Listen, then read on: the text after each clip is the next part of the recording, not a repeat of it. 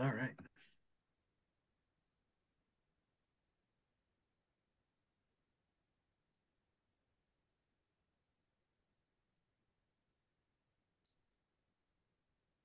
Hello, everyone. Happy Friday. My name is Lucy Valeski, and I'm a reporter at Missouri Business Alert. I'll be your host for today's discussion. For those of you who are new to Missouri Business Alert, we are a digital publication that provides top business news from across the state. We also host events as a resource for the business community in Missouri. Today, we'll be taking a look at artificial intelligence tools that small businesses and operators can try and see what they should consider when adopting the technology. These practices can help business owners with efficiency and even accuracy in their operations. Before we get into the conversation, though, I'd like to read a quick word from today's sponsor, Harpo's.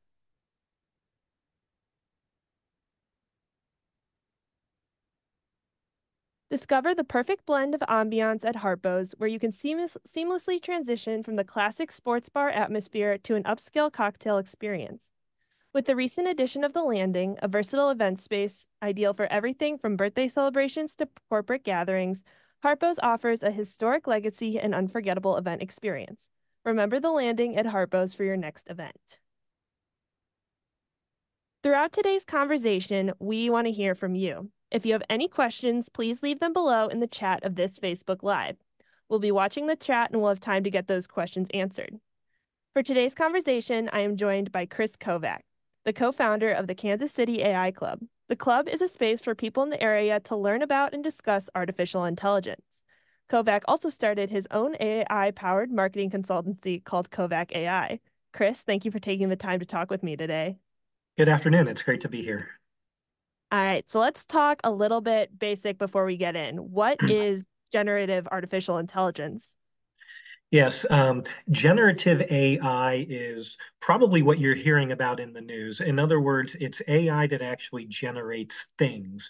And the things that it can generate are text. So it can help you write blogs, it can help you rewrite emails, it can help you create photographs that are AI powered. You could actually do text to video right now. So, and even text to documentation. So you could create Excel files, you could create PowerPoint presentations, and so on. So it's simply a tool that creates stuff. Awesome. So why should artificial intelligence be used by business operators, or what's some of the benefits of using that? Yeah, small businesses can use AI to their advantage uh, in a number of different ways. And when I started using AI, I was actually somewhat of a naysayer. So we have a small business, a family business, which sells beef. And so our general manager unfortunately became ill and she was no longer able to work anymore. So I was using tools like ChatGPT to help me do marketing things because even though I have a marketing background, I basically had another hat to wear during my daily job. So I used it to help me understand who our target audiences are. I used it to help create blog posts. I used it for social media posts and so on. So I was actually able to do pretty sophisticated marketing in a fraction of the time. What used to take me 2 or 3 hours to write an email newsletter would now take me 15 or 30 minutes. So I think that's one way that small businesses can use AI for marketing, whether it's offline or online. You could actually use AI to change the background of your photo. So let's say if you had a restaurant and you had a photo and it was kind of a dark day, you could change that to have a sunny background. You could also use AI tools for productivity.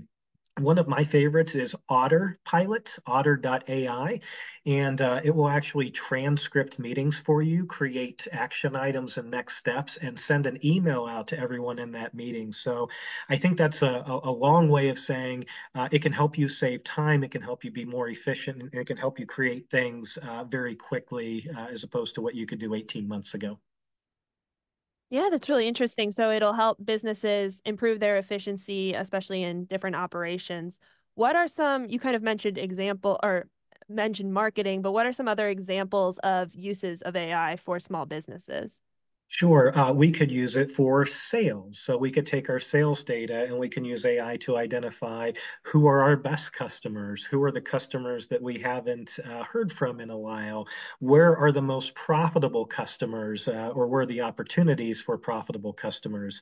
So that's one way to use it. Another way would be within HR, human relations. So creating guidelines and policies. We could use it for our employee handbooks and things like that. We can use it for productivity and look for areas where we can make things more efficient. We can use our operational data as well. And really, we're just getting started with these AI tools. In the future, we could use it for automated customer service. We could use it to be an executive soundboard or a soundboard for a business owner. But I would say mostly it's been used for marketing right now because it's easy to understand, it's easy to input, and it's easy to kind of take those outputs and use them in the real world. Is there a use that you might recommend someone start out with if they are a little bit nervous about using AI? Absolutely. So ChatGPT has a free version. You can sign up for it and just start playing around. You could actually ask ChatGPT, how can I use you? Give me some ideas if I'm a professional or a small business owner or a student. I think a lot of people have used ChatGPT. And you can use it from your desktop or your phone. One of my favorite tools is perplexity.ai. So Perplexity is mostly mobile phone enabled, so you use it on your phone, and you can use it to learn more about a business. So, like, let's say if there was a restaurant that you were going to try, you could learn a little bit more about what their specialties are, what the customers are saying. We can use it to we've Googled ourselves. I think most people have, but we can use it to play around and AI yourself, see what it comes back with. You can also use tools like Perplexity to demystify terms like retrieval augmented generation is a big topic in AI right now. Please don't ask me to explain it to you, but that's where we use the phone right here to say, please explain retrieval augmented generation for a business owner in easy to understand terms. So, that's a way that you can start playing around and dipping your toe in the water before you jump in and do the full cannonball into the pool. Up, you're muted. Yeah, I got it. You kind of mentioned a couple of those programs. Are there any other programs you would recommend small businesses using to start out with? I try to be agnostic with respect to tools because there's so many of them right now. I'll throw out a couple of them. One would be Jasper.ai. That is for marketing programs specifically. And so it'll actually take information from your website and your own sales collateral and internal documents and create marketing programs from that. Whereas ChatGPT uses the entire universe of the web to scrape that information. So Jasper.ai is one of my favorites. There's a ChatGPT add-on that I use, which is called AIPRM. So Google them and you can see the functionality. And there's two websites which are directories, which you can go find AIs for any purpose that you can think of. One is there is an AI for that. So just Google there's an AI for that and it'll come up. And the other one is Futurepedia. So those are some resources that you can kind of go play around with photos or videos or text or whatever, and learn about new tools as well that are coming on the scene. Yeah, excellent. So we kind of talked a little bit about some of those uses and types of programs, but when do you recommend businesses start using it? How do they know they're ready to start using AI in their operations, or they have the right business for AI? Yeah, that's a great question. The SHRM, which is the Association of HR Professionals, came out with a study and they said 75% of businesses in the United States do not have guidelines and guardrails for AI use. And that can be very problematic. So we recommend that whether you're a small business, a medium business, or a large corporation, thinking through what are the guidelines for using AI, who has access to the technologies, um, how are we thinking through anti-bias and transparency and the ethics behind it, and making sure that we don't have somebody going and using Chat GPT to create marketing without the business owners knowing that. So really thinking through how are we using this new tool before kind of jumping in. And then I think, just using it for one or two use cases to begin with. So using it for marketing, or maybe it's just kind of going over all your operational data and seeing what kinds of ideas that you can generate from that. So, and then I think the other thing would be learn from your peers. Like I learn from other business professionals or students or technologists. Like, how are you using it? And then that plants some seeds. And so I think it's so new that we're all learning from each other. So I would encourage you to, you know, at meetups or at church over the weekend to talk to people. How are you using it? And I think that'll generate some ideas. Yeah, that's a really interesting kind of approach to that. What you kind of touched on this about having like guardrails, but are some precautions that you think small businesses should take when starting to use AI? There's a lot of them. I would say to have a roundtable discussion as to get input from everybody, I guess is what I'm getting at. So whether it's the person working the cash register or your marketing person or the people doing the inventory, get everyone together and say, hey, let's figure out what we're doing with these tools. We would love to hear from you. And just to have ongoing dialogue because it changes so quickly. And then the second thing I would add to that is provide training for everyone within the organization. So there are free tools, there's training programs. We're doing a lot of that at the Kansas City AI Club. And so providing resources so that everyone can learn about those tools. Could you provide any like examples of what, some issues that might arise might be with AI, some like ethical issues even? Yeah, so one issue with using AI, let's talk about food service industries. There's issues with allergies or allergens, and if we put information out there that was wrong, somebody could get sick or perhaps it could be fatal. So we want to think through, okay, where's the fact checking is what we do. So anytime we're using AI tools, we definitely want to fact check. Um, the technology people would say that AI tends to hallucinate sometimes, which means it comes up with information that's just not true at all. So I think that's one of the first considerations. The second one would be to, as far as the ethics behind it, having guardrails in place to make sure that somebody's double checking, right? And so it's just not one person responsible for putting out content, that there's a series of checks and balances there too. And one of the cautionary tales that we talk about is there was an attorney who went to court and he used ChatGPT to create a bunch of legal briefs and to prove his argument. Well, when he went into court, the judge said, well, I'm sorry, those legal cases don't exist. So again, we want to take the outputs the AI give us with a grain of salt before we start taking that to market, so to speak. So those are hopefully a couple illustrations of some pitfalls that you should avoid. Yeah, absolutely. So we're talking about kind of looking at misinformation or hallucinations. There's been kind of a lot of conversations about like bias in AI systems. Is that something businesses should worry about? Yes, I think we should all worry about the bias within AI tools. There's bias in every tool out there. I don't think that that's deliberate bias, but it's just there is biases naturally within humans. So um, and thinking through, okay, how do we first identify those, and then how do we work past those? But that's something that corporations and consumers that we all need to participate to identify those biases, and then figure out how do we address them and get them fixed. Yeah, certainly. I guess kind of a bigger question about that is why should businesses like take the time to consider ethics when using AI? Why is like ethical considerations important?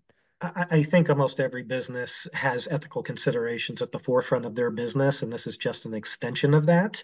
I think the last thing a lot of small businesses would want is to have some ethical issues going on with AI, which kind of cascades down into their business. In other words, if somebody put out something that was horrible or unethical, there's going to be significant impact to that business, and so that's why we need to make sure that doesn't happen. Obviously, Excellent. I have a question from the audience. So if anyone has any other questions, feel free to leave them down and we can ask at another point in the conversation.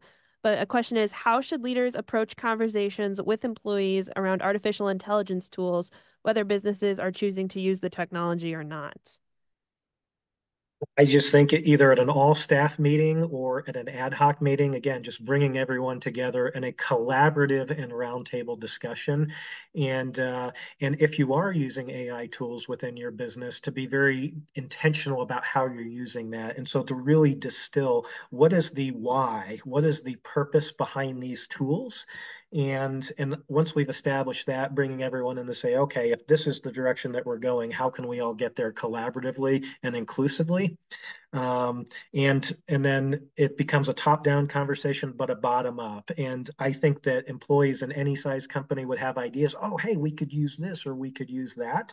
So I just think it's organic having a conversation, and as the technology evolves, I think those conversations will evolve internally as well. Yeah, that's definitely interesting. And that also helps with kind of you mentioned maybe a marketing employee might use the technology without someone knowing and that like having that conversation, that safe space to kind of talk about how the company's using it, that could kind of help with that issue as well. Yeah, Um, absolutely. And it reminds me of when I was talking to a friend who she's the CEO of a company, and she's like, oh, we're not using AI. Come to find out, her marketing people were, and she didn't know about it. And so I think that still that's more common than not, unfortunately. yeah, absolutely. Kind of talking about another topic within kind of ethics, what are some misconceptions you think that people have about AI that I don't know you could potentially address for business owners? I think there's a lot of misconceptions. One would be that AI is going to take over the world, that the robots are going to come and make us all subservient. Um, I don't think that that's going to happen, but conversely, there's misperceptions that AI is just going to solve all of our problems, right? It's going to make us more money. It's going to make us more productive. So I think that we should be thinking through, uh, is it really going to help us, or is it really going to hurt us that bad? But it's so new, and I attribute AI as almost being a toddler, and that it has a lot of energy with no direction. So I think that there'll be more misperceptions that we identify just organically and through the community.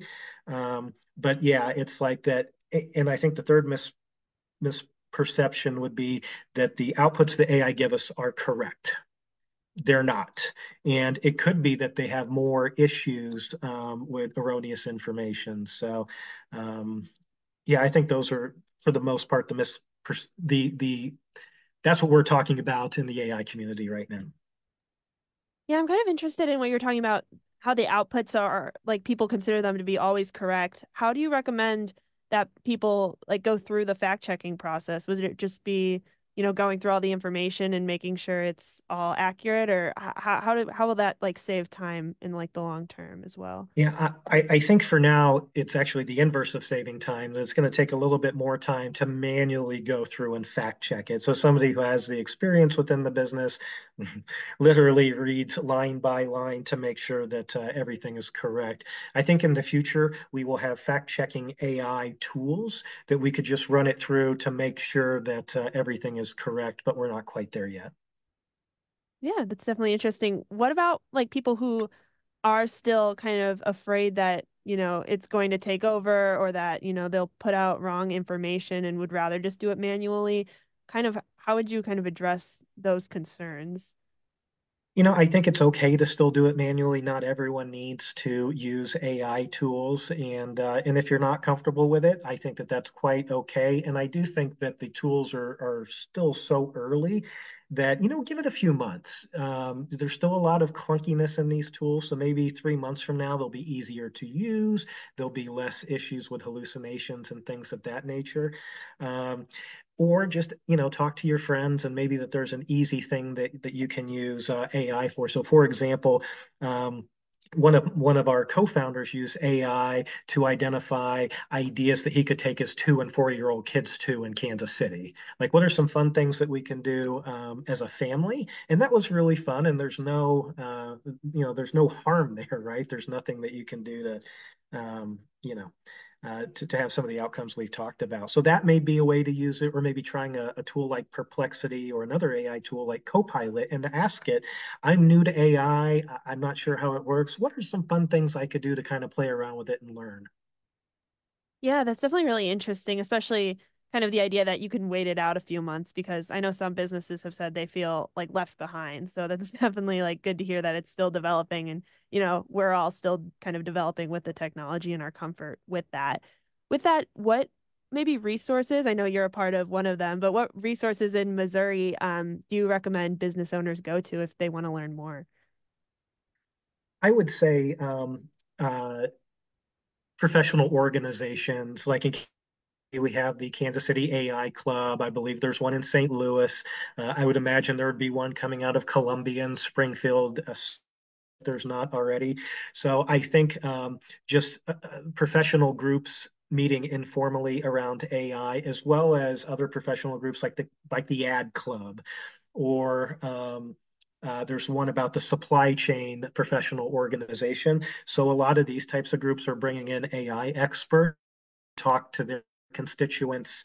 And so that would be a good way to, meet people in a social environment. There's also Missouri specific webinars every month and probably every week coming up too. So there's both in person and virtual resources available to folks in Missouri.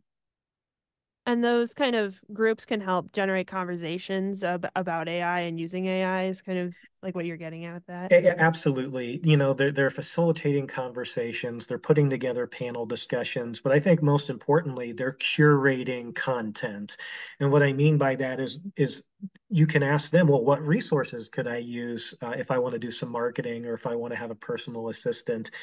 So they kind of become trusted resources to tell you, well, these are the AI tools that do what they say that they're going to do, and maybe these are AI tools that overpromise and underdeliver. Yeah, definitely. So sorry, I sound a little weird on my end, but I hope it's all going all right. Can you talk about any of the costs associated with AI systems, or what are some of the expenses maybe associated with using the systems?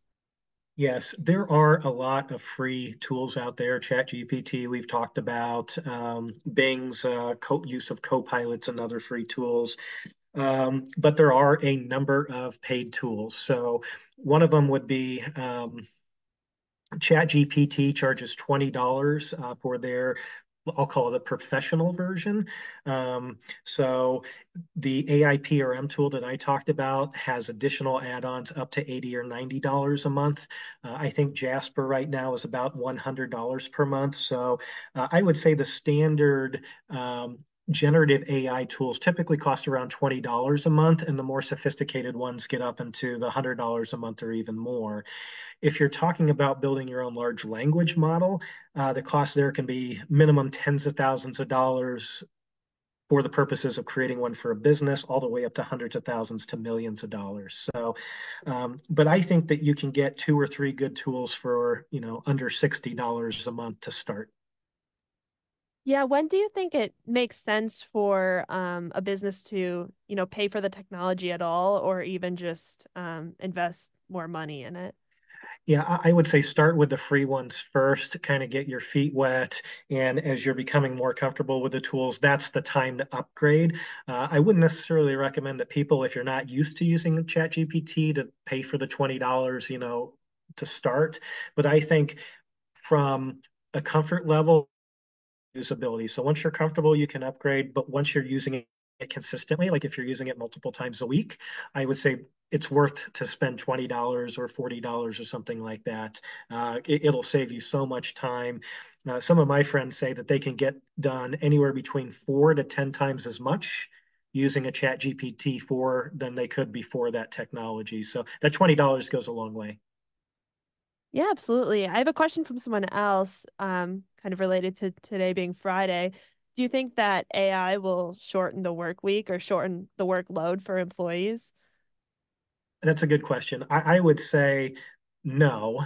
They'll just be reskilled. So, unfortunately, we'll still have probably 35 to 40-hour work weeks, but we'll just be more efficient. Now, there may be opportunities to make like a Friday a fun day, right? And so maybe Fridays become more collaborative, and so that we can kind of have internal sandboxes now with AI, and so it becomes more of a fun day, versus a work day. But I don't think it's going to shorten the work week anytime soon. All right, that's definitely interesting to hear about. I think we're going to be wrapping up a little bit. So I guess the one of the last questions we'll want to do is what is your number one tip for small business owners who are just starting out with AI? My number one tip, I would say you can ask AI how to use AI. So if you're just getting started, or maybe you're thinking about other ways to use it, so you could say, I'm using AI for marketing and to create blogs, and I'm using AI to enhance my photos.